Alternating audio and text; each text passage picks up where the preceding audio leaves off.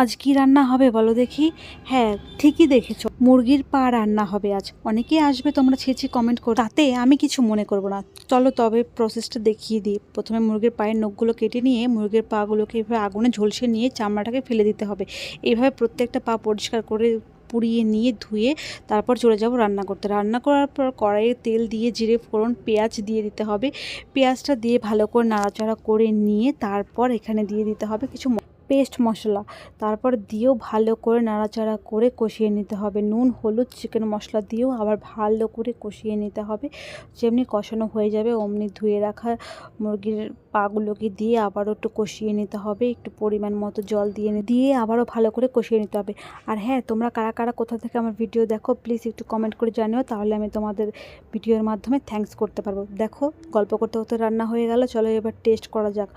Wow, যা হয়েছিল just অসাধারণ। যারা যারা খেতে